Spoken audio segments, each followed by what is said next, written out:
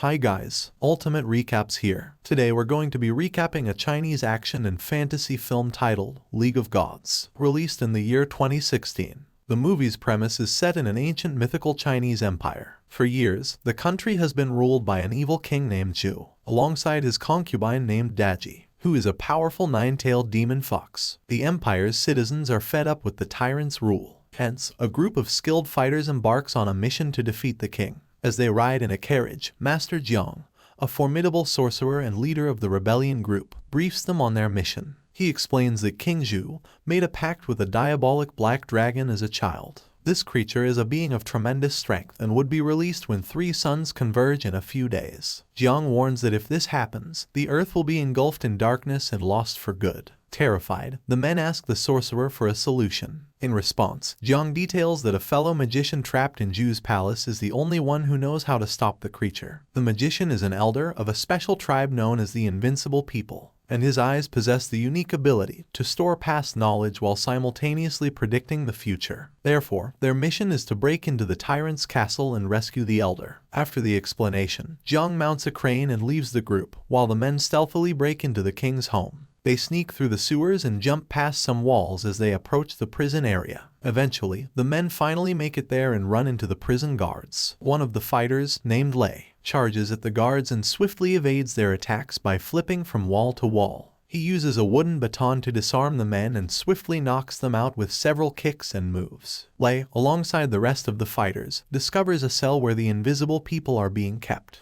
They try to open the cell gate but discover that it is sealed with black magic. In an act of desperation, Lei uses his secret magical powers to break down the gate. Sadly, his magic alerts a guard named Shen, who is the king's lead guard, who immediately heads out to search for the intruders. As the fighters and invisible people leave the prison, they are ambushed by the guards, who shoot a series of arrows at them. Half of the company dies, but the survivors manage to escape through the underground sewers. Right then, Shen arrives and chases after them with his pet leopard. Seeing this, the fighters use their shields to form a boat and slide through the waters, prompting a fierce chase. Shen closely tails them, but the boats are fast and speed past him. Ultimately, Lei destroys a stone wall separating them from Shen, thus creating a barrier to shield the group from the lead guard. After completing their escape, the fighters split into teams, as some of them accompany the invisible people out of the palace, while Lei and another fighter head for Zhu's chamber. Meanwhile, the elder is bounded and brought before the king in his central palace. Zhu demands the magician shows him his future, and the prisoner obliges. The tyrant sees a projection of his future and is horrified by the sight. In the vision, he witnesses himself begging for mercy before finally disintegrating to his death. Scared, the king steps away and commands that the elder's eyes be plucked. Luckily, Master Jiang arrives in time and stops Zhu. However, Daji quickly attacks the magician with her 9 tails and manages to trap him. She places a reverse aging hex on him, which causes him to get younger anytime he casts a spell. The elder takes advantage of the commotion and frees himself. To distract Daji, he plucks one of his eyes and tosses it in the air. The demon fox releases Jiang and retrieves the eye with her tail, after which she attacks the elder and tears him to shreds. Luckily, his remaining eye is left intact, and Jiang, alongside the 2 fighters, snatches it.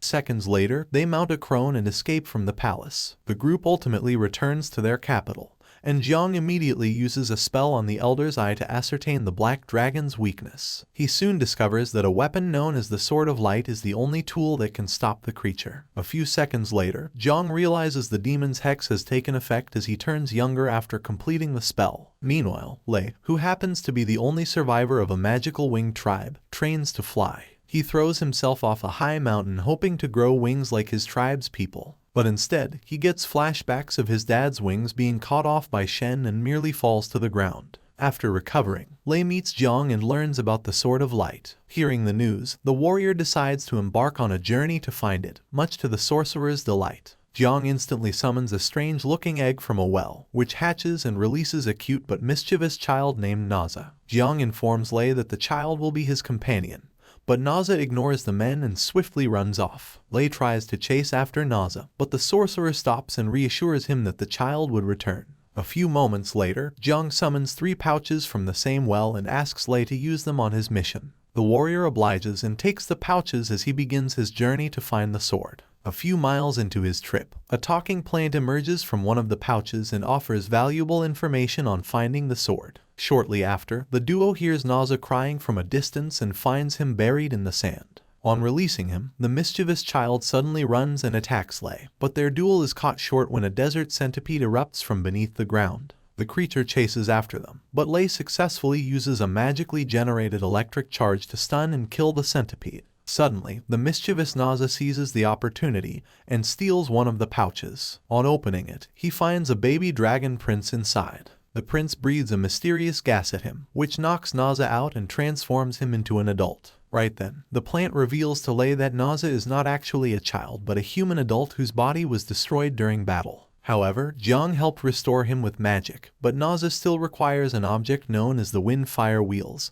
to keep his body stable. When Naza wakes up, Lei asks that he joins his mission, and in exchange, promises to get him his wheels. Hearing this, Naza accepts his offer, and they head to an abandoned city to find a hermit named Yang. When they meet the man, he violently attacks them, and an intense fight ensues. The hermit manipulates the earth with his magical powers, but Naza and Lei tactfully dodge his attacks. Eventually, they charge at each other, generating a huge energy blast. Right then, it is revealed that the hermit was cursed by Daji, the demon fox, which explains his violent behavior. Freed from her curse, Yang decides to enact his revenge on Daji. Seconds later, the last pouch opens, and from it erupts Yang's lost dog. The hermit is pleased to be reunited with his companion and departs with it as he goes in search of his golden armor, which he intends to use to defeat the demon fox. As Yang leaves, the plant reveals to Lei that they'd need a ship known as the Porta boat to find the missing sword. Meanwhile, at the evil king's palace, Shen constructs and sends his undercover minion, Lan, to spy on Lei. In the following scene, Lei visits a tent where an evil sorceress,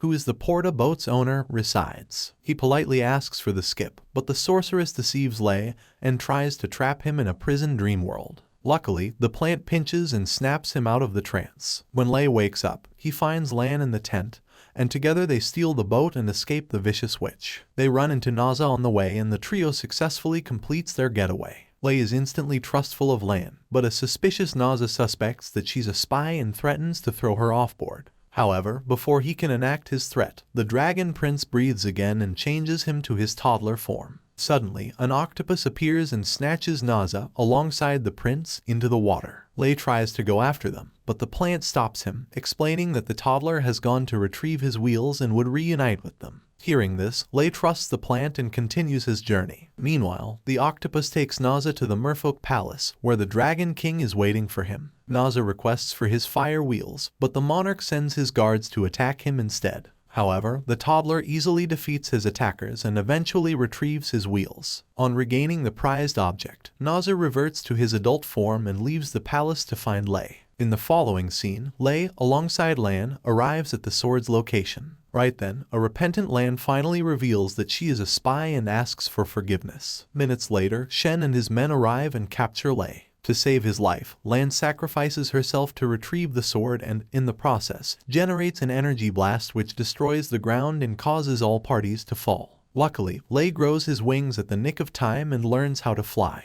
Using his newly formed appendages, he rescues Lei and takes her to see the sunset. Sadly, she dies due to the previous outburst and turns into a wooden mannequin as Lei mourns her. An hour later, the winged warrior reunites with Naza and Yang, who has now retrieved his golden armor. The plant informs the company that Zhu's troops have launched an attack on the capital, prompting the three fighters to speed towards the city. Back at the capital, a platoon of airships sent by Daji invades the area. Jiang tries his best to take down as many ships as possible. But sadly, the reverse-aging hex takes a toll on him, and he eventually turns into a child. Minutes later, some of the ships infiltrate the capital and from it emerges an army of soldiers. The capital's commander, Chang, and his son, Fa, instantly take command of the defenses and charge their men to battle as they fight the opposition. Chang runs into Shen, and a fierce clash ensues. Both men are evenly matched in skill and eventually fall from a high mountain. Thankfully, Lei arrives right in time and saves the commander while Shen is fatally injured as he falls to the ground. The winged warrior takes Chang to safety and hands him the Sword of Light for safekeeping, after which he joins the battle with his companions. On seeing Lei's arrival, Daji regenerates Shen and turns him into a giant monster that wreaks havoc on the capital's troops. Lei, Naza and Yang quickly team up and charge at the monstrous Shen, but the demon's spell has greatly strengthened him, and he withstands their attack. Minutes later, the monster spots Chang holding the sword and tosses a rock at him, which impales and kills the commander. Before Chang dies, he passes the weapon to his son, Fa, and asks him to activate the sword by dipping it in a nearby well. Fa takes a moment to mourn his father but quickly stands up and rushes to the underground well. Shen tries to stop the monarch, but Fa swiftly reaches the well and jumps inside while holding the sword. As Chang predicted, the Sword of Light is activated, and Fa emerges from the water with a newly obtained power. He charges at Shen and easily defeats the enemy with a swing of the sword, much to Lei's excitement. At that instant, the three suns converge, and the black dragon is finally released. The creature manifests as a black goop and engulfs Zhu's body, thus strengthening the king.